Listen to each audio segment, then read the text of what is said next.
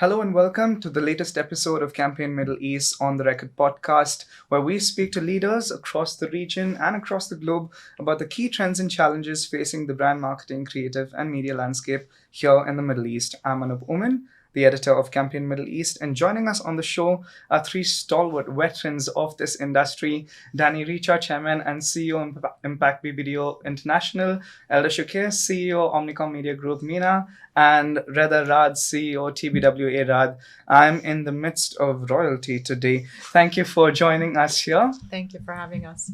Thank you. Happy to be here. A pleasure to have you here. Dani, I'll start by picking your brains just because you're closest to me.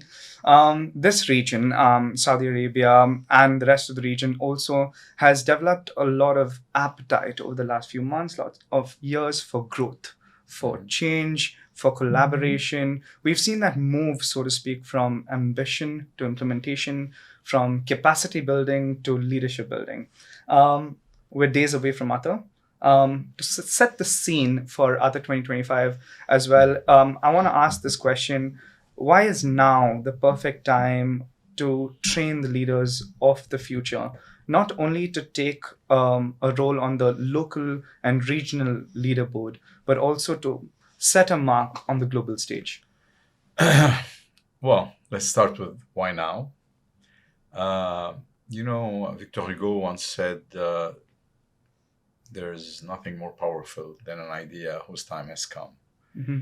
And I believe that the kingdom's time has come.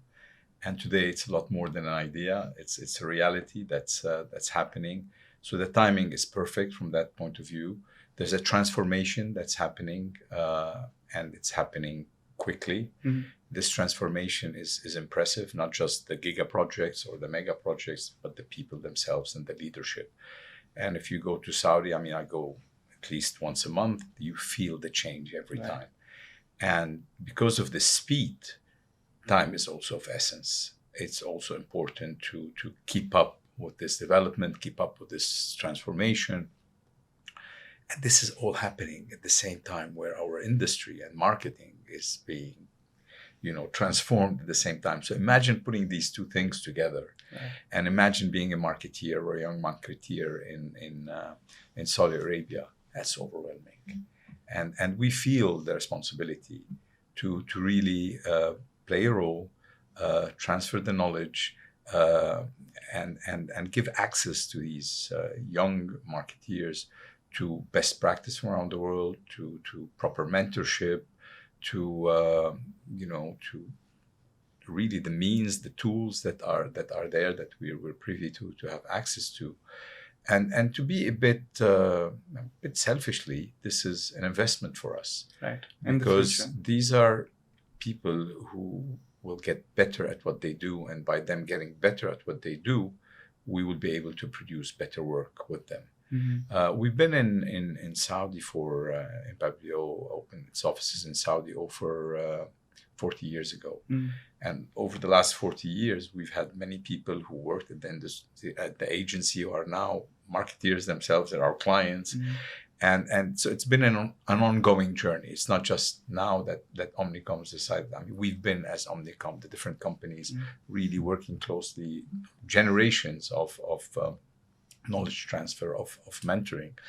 But I believe today, with the CMO Academy, we're able to put a program in place. We're able to connect in a much tighter way with those brilliant people. And I have to tell you, looking backwards, we used to struggle to find few people who would work in the industry. Right. Today, more than half of my team is from Saudi, and they're brilliant.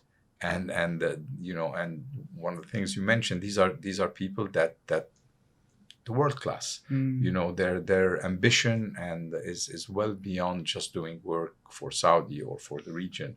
A lot of these people will do as well in New York, or as well in London or Singapore, and some of them are actually they are coming out just to get the experience, and they love their country. I'm sure they'll come back at one point. And what we can do is offer them those opportunities as well, being a global company. The timing is just perfect. And one of the things that is also very important for us is the appetite is there. These people are hungry to learn. Right. They're young. A lot of them are very young. I mean, this is a very, very young population, but brilliant. They're 1/3 of the actually 2/3 of the population is under the age of 35. So these are digital first people. These are people that have such an appetite to learn, to take on this technological advancement, this innovation, and we're here to just facilitate it. And I have to say, this is the second year of our CMO Academy, Future CMO Academy. We've learned as much from them as I believe they've learned from us. So the knowledge transfer is really, it's a two-way street. A two-way street, yeah. And those guys are brilliant. Whether the guys we interacted with during the CMO Academy or the young clients we're working with or the senior clients we're working with, the Saudis, they're absolutely brilliant, and we're learning as much as we're hoping to pass on in terms of knowledge. Reda and Elda, do you feel the same way? Are you as excited? Is that appetite is as exciting now as it was a year back, 5 years back? Yeah, absolutely. I think I fully sort of agree with Dani's sentiment on this. Look, I think the thing on my mind is this concept of now, right? And we'll get to that in a second. I think Saudi Arabia has always been the largest consumer market for us in the region. Right. Largest population, one of the largest disposable incomes, highly educated society, etc. Has always had the sort of potential. And I think right now, what we're experiencing is what we're calling, or what we're witnessing is this creative renaissance. Right. And it's exploding everywhere. Everyone's got their hands on it. Everybody, and I think I've lived in Saudi for a while, so and I've been going there like Dani for a while, and I think they're just proud now. The Saudis are proud to be Saudis. They're like, they welcome you. They're engaged. They want to have a conversation. They're looking at what's possible, etc. And I think that is, for me, the change in Saudi Arabia, in the consumers. Like before they were there, but now there's an appetite. Not as engaged, not as excited, or not as, if you want, having this energy. And we absolutely love this energy, because great creativity comes from this energy. They're not waiting. It's just, let's go test, learn, try it for ourselves. Absolutely. Elda? Look, I would pick on this idea of why is even learning important? I mean, should we even do it when you have access to AI and you can ask any platform a question and you can get, and I tell you, I think there's one thing that is constant. If you think about marketing, communication, advertising, media, it's one thing to understand it or learn it from a theoretical perspective, and it will always be different in practice. Yeah, so true. I think a marketeer or an ad person, if they move a company, if they move an industry, it's like they're restarting. They've got to learn a lot of things from scratch. Contributing to clients' education has always been part of what we do. I think upskilling, 20%, 30% of any ad person, any agency person is got to be invested in learning, whether teaching, coaching, moderating, facilitating, whether internal or external. It's an ongoing thing. It's always been the case. I think now it's even more important because the speed of change, the evolution of how media is evolving, the platforms that we work with, the channels that we play with, that we invest in as advertisers, as creative people, as media people, these are constantly changing. So it's not really a choice to learn. Yeah.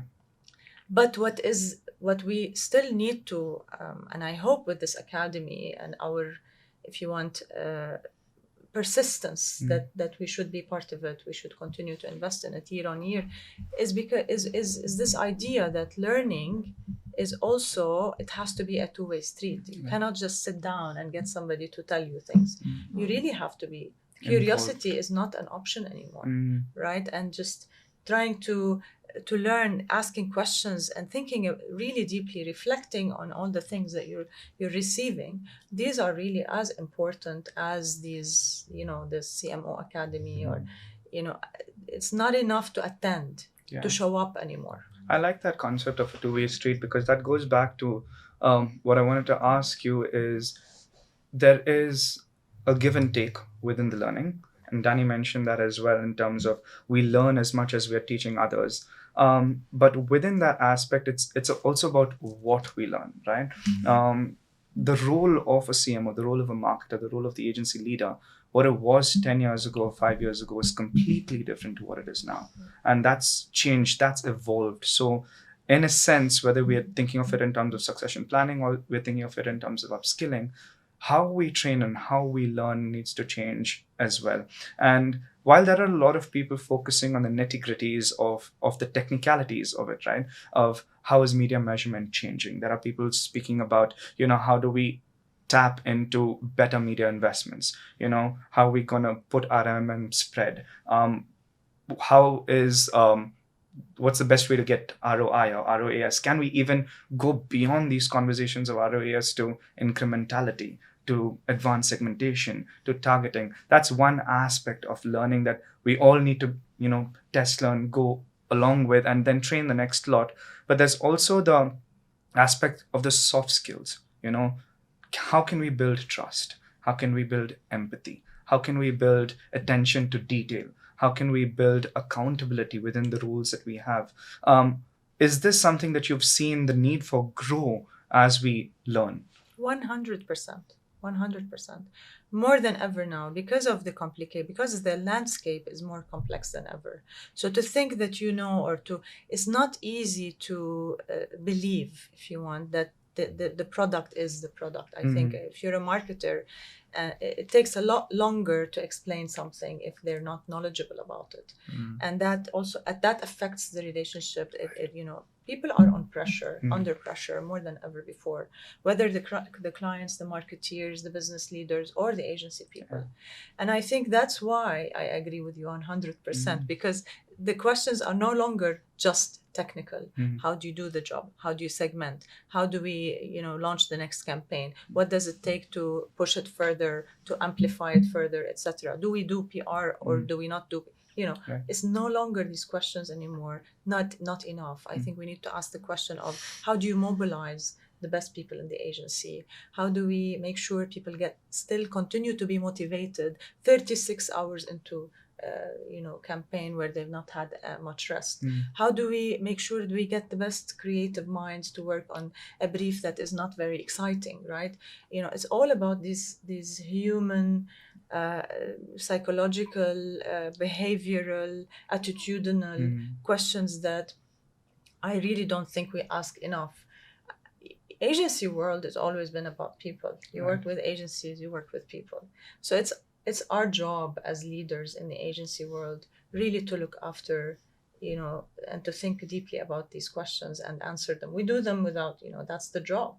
But I think if you go to the marketing side, it wasn't as much, thinking about, I've had those conversations recently. I don't remember I had them 10 years ago or 15 years ago, calling a client and saying, this person, maybe they need to mature a little bit. This is why we have an issue with the communication, right? The challenges that we're facing are no longer technical alone. There's an aspect of human side because you have such a young population. And because, like you rightly said, if I can call a spade, it's also because we're all under the same pressures. We all have to, at the end of the day, whether it's the CMO, you still have conversation to have on the exco. You have your KPIs to meet, the margins are tight, the competition's heavy, the speed to market, speed of adoption of tech is so high. Everybody wants everything day before yesterday, and you still need to show that on the P&L a month later. So if we can't deal with that, and I have access to great brains here, so I'm going to pick on you and Dani and Reda as well. When you look at the hires, whether it's at the highest levels of the organization, lowest levels of the organization, what does it take to impress you? Like Elda said, is it as much the technical skills and the ability to do the job, but also the human side to it, to see that these are people who will last and, under pressure? Yeah, obviously it's both. The technical strangely have become less important than a few years back. Oh, interesting. No. Because of access to so many tools, and the human have become more important. And character is very important. Culture. Culture eats strategy for breakfast. Yeah. We have a set of BBDO values that we and they're all about it's hand raiser, not a finger pointer, for example, a radiator, not a drain, healthy paranoia. Those there's 11 of them, and this is for those of you who are not in the CMO Academy. You're getting like a small slice of what it actually means behind the scenes, or what you are going to be trained on. Go ahead. So these are things that we look into the people that we hire. One, to make sure that they are like-minded, they fit the agency, they fit the agency culture. Yes, you need a bit of diversity, a lot of diversity, but you need people that share the same values. Right. You need like-minded people, you need people that share your purpose, share your vision. And with clients is as important. We've had meetings with clients, and we're all familiar in pitches, chemistry meetings. Yeah, right. And everything's right. We and then you walk out of that meeting and you say, we're not the agency for them. Yeah. We're not the agency for them. And then you almost don't want the business because you know that you cannot do the best work with them. It doesn't click. There's something that's missing. So yes, the human side is extremely important, be it in your own organization or being in the people you choose to partner with. That's really strong for someone who handles the P&L at BBDO. But from a creative side, do you still feel the same thing, Reda? We are in the industry of people, and I think you said things that trust. Empathy, those are timeless values. They're not new. I think today there's a more awareness of this side of things, which is, values are important, etc., etc. And I think that is something that we absolutely welcome. I think, we are, as far as back as I can remember, we've lived under this mantra to, keep your people happy. Your people will be happy. Your clients will be happy. If your clients are going to be happy, then they're going to spend more with you, and therefore you're going to achieve whatever sort of numbers or ambitions, etc. you have. So the key with this is it starts where? It starts with the people. Right.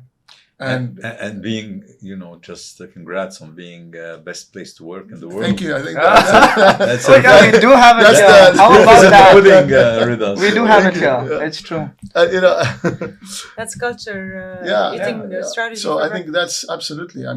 This is something that we've been very intentional about, which is putting our people first, and the results, I'd like to think, speak for themselves. So for sure. And that's something that, again, like my colleagues have said, this is something that we're going to get into in our CMO Academy is really, sometimes, the most basic of things are the things that we tend to ignore, and we tend to take for granted. Yeah. And I think, yes, the industry is changing. Yes, AI. Yes. But at the heart of it, it's people. Relationships. And how many times have we taken our people for granted? How many times have we, what are we doing for our people to keep them motivated? Can we find that balance of using the right tools in the right context for the right reasons without sacrificing due to everything that Elda mentioned in terms of speed to market, and we need to get this campaign out and we need to meet these deliverables and performance metrics without sacrificing on cultural nuances, on our own creative originality, and that critical thinking that we as people, we as agency leaders bring to the table?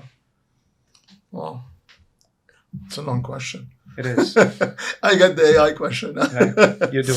Look, I think AI has been the most used or overused word in recent times in our industry. It's true. Okay, and a couple of things I want to talk about. I want to say one is, yes, it's a great tool.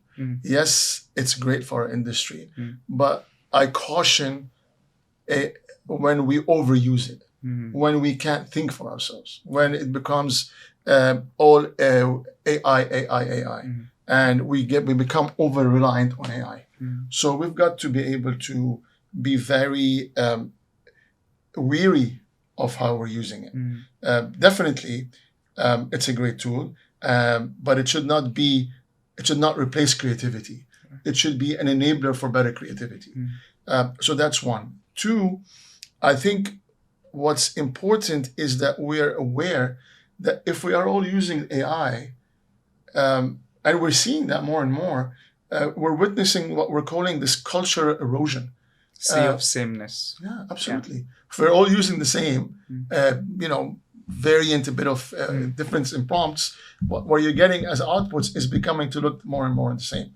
So I think here, what we've got to be careful about is while we're using AI, I think the most important thing for us as communicators, as marketeers, and for brands is to be authentic. You've got to be very clear on what you stand for. And if you're not, you're going to get washed away. So I think one is be careful that you don't overuse AI. AI is a tool for better creativity, is an enabler for better creativity. As a brand, to be authentic is very important. And I think thirdly, is now more than ever, brands need to be a bit more courageous. Right. I'm sorry just to use the word disruption, but a bit more disruptive.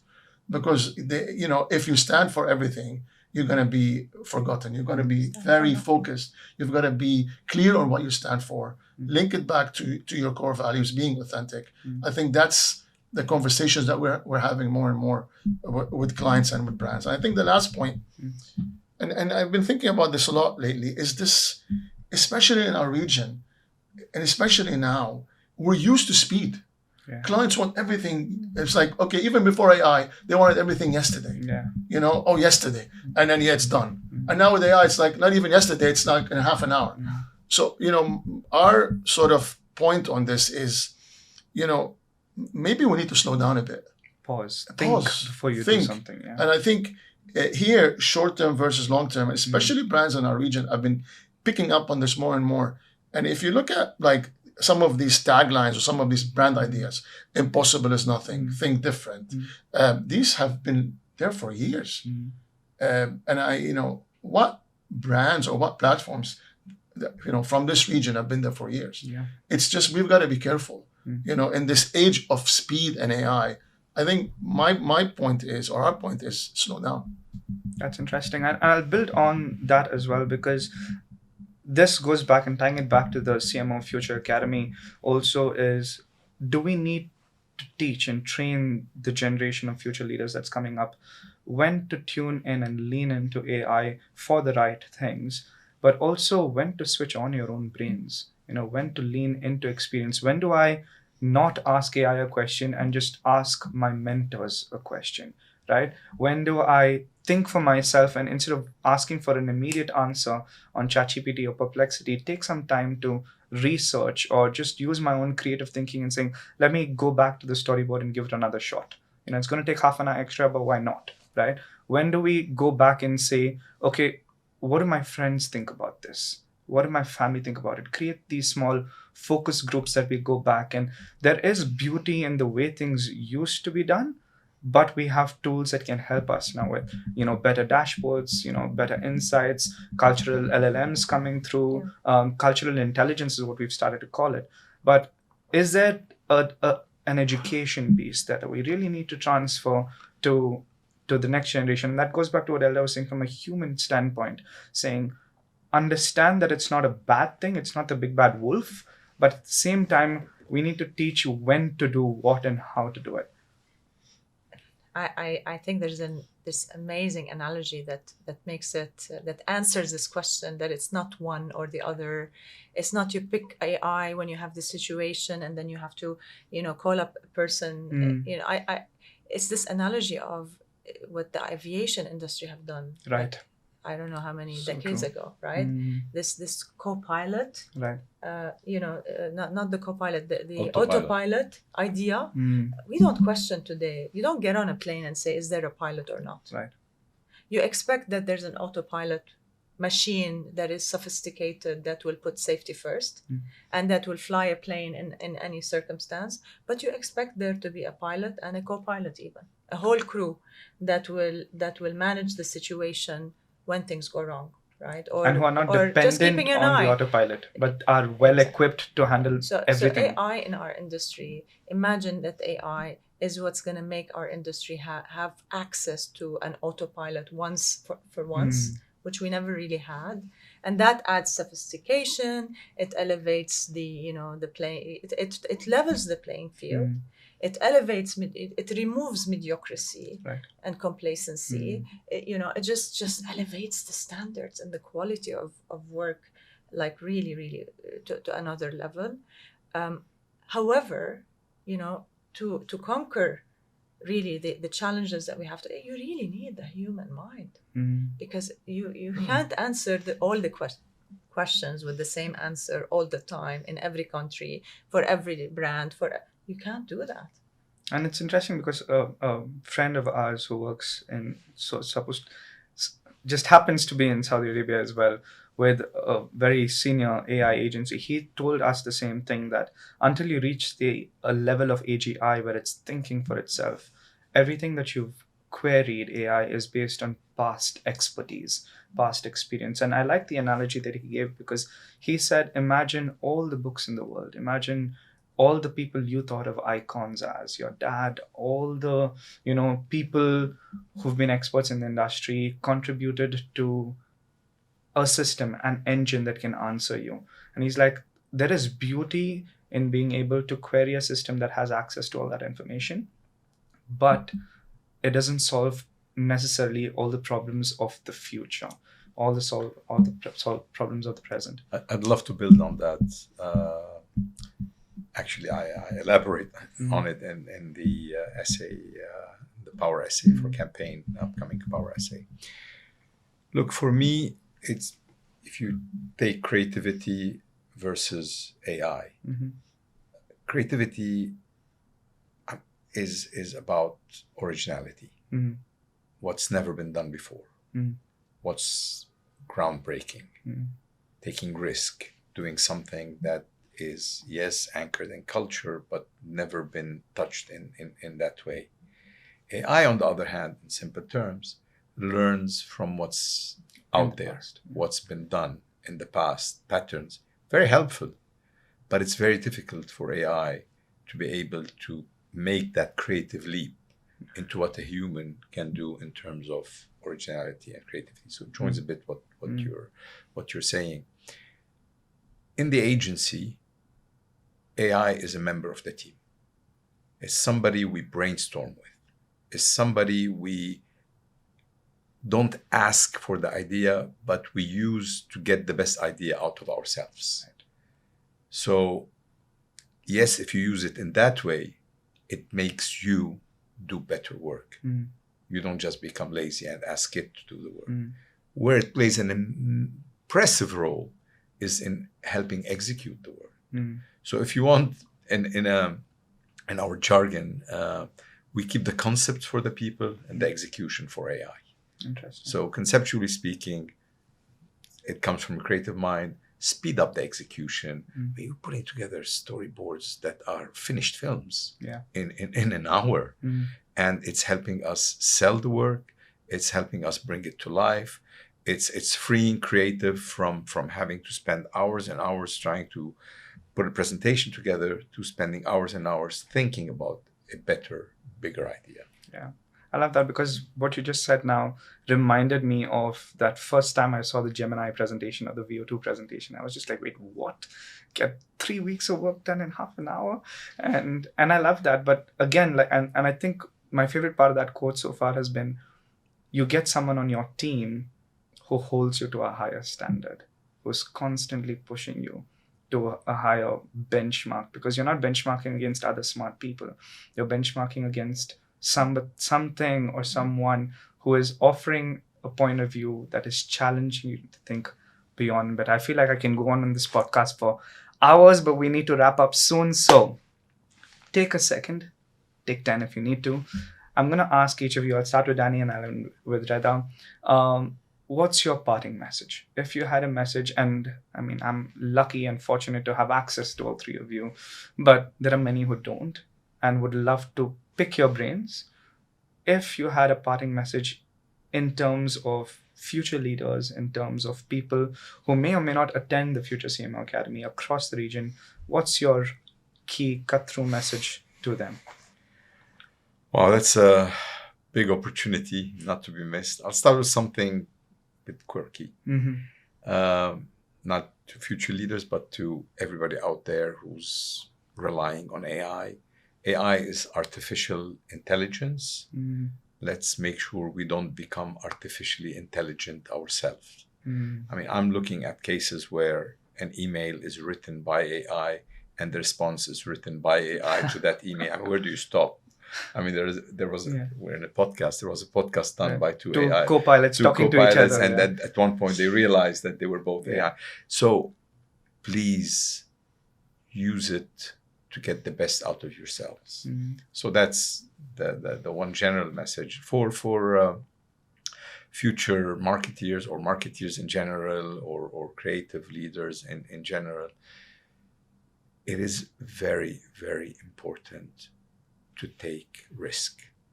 Calculated risk, but take risk. If it doesn't make you uncomfortable, if it doesn't make your hands sweat, it's probably because you've seen it before, and so has the millions and millions of consumers. So be daring, push the envelope, raise the bar. That's the only way we can get to doing better work. Wonderful. Elda? My message is, ask questions. I don't think anyone else is asking enough questions. I think we're asking AI, but I don't think we're really tapping into the human wisdom. I think that owning one's learning journey, I don't think there's a more important time than now, with such access, the privilege of access to so much knowledge, and is unprecedented. But it also means that if you're not curious enough, if we don't ask enough questions, if we don't push ourselves to take these opportunities where you have access to people with more experience, people who are specialized, people who who've traveled more, who've experienced different things, I think we're losing the opportunity. And it's something we need to teach our kids. It starts home as well. So it's not just a message. It's a message to be honest, I say it to my children. It's a message to people who work for us. And it's obviously we'd love our clients to be more curious about what we do, how we do it, why we do it, the way we do it. I think you can only get better if you ask more questions. That's brilliant.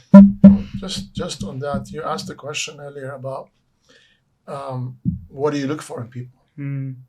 I think for us, the most important thing is what Elda was saying, is curiosity. Because if you don't have that, then you really shouldn't be in this industry. True. Because you've got to be curious. It's the only way to achieve better creativity, the only way to excel. Not the only way, but it's one of the most important things that differentiates you in this industry, is this hunger for curiosity. I think my message for the industry, and having been part of this industry now for a long time, is we've got to protect it somehow. We've got to love it again. We've got to, we are so quick to bash it a lot of the times. But I think, be kind to the industry, love what you do, and I think, just don't forget that we're working in such an exciting industry. And I think sometimes we tend to forget that. Yeah. And, it just becomes all about all of the other stuff. But go back to what it stands for, is the power of these big ideas and how we're in service of these brands. And I think it's a great industry. So for me, love the industry, stay curious, and really just enjoy it. I've enjoyed this conversation. There's so much to pick on, so much to go into. I love that concept of, lean into artificial intelligence, but don't become artificially intelligent. Be brave, ask questions. And I love that because it reminds me of a conversation with my dad I had a long time ago, 18 years since he passed, bless his soul. But one of the things he told me growing up is know to ask the right questions. Don't ask questions to expect an answer. Don't ask questions to respond. Ask questions to listen, to learn. I love that. And building on curiosity, understanding, always be curious, always be willing to learn, not just to share. I think we've gotten into this culture where we like sharing information, what comes on WhatsApp, Instagram, this, that, more than searching for stuff. And so that sense of, building that curiosity from scratch. And yeah, I'm going to rephrase what Reda says. Remember your first love. Remember why you joined this industry. Remember what gets that spark going early in the morning. Don't get bogged down by the long hours, the margin conversations, the difficult times, the 48, 56 long hours pulling campaign through, but find the joy in what we do. I love that. Isn't that the perfect way to end this discussion? It's been an absolute pleasure having each of you here. Thank you for having us. It's been a We pleasure. enjoyed it. I enjoyed it as well, Dani.